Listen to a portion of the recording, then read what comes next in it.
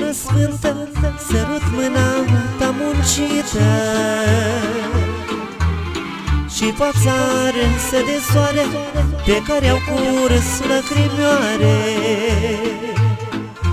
Vin, măicuță, de departe să șterg lacrimile toate,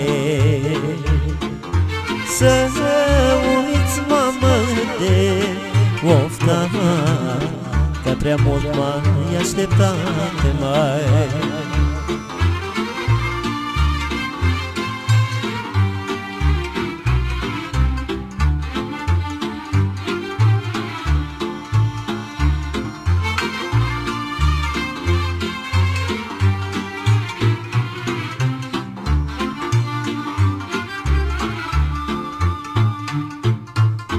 De-aș putea m-aș face vânt să-ți mângâi părul cărunt, măi. Toate florile din lume le-aș pune în a ta mână. Ai muncit pentru copiii mei, ți-ai făcut din noapte zi, măi, și m-ai învățat de bine, Domnul să-ți dea zile bune.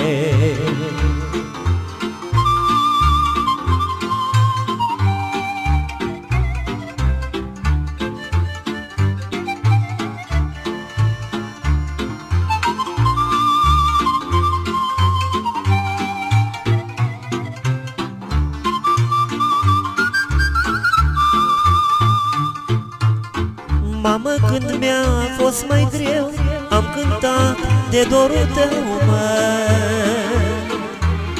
Am cântat la lume întreagă dorul tău, măicuță dragă. Și mă rog la cel mai sfânt, măi, să te țină pe pământ, măi. Să ai zile, să trăiești, măi, și noi poți să-ți crești, măi. Vin, măicuță, de departe să șterg lacrimile toate, să uiți, mamă, de oftat, măi, că prea mult m-ai așteptat, măi.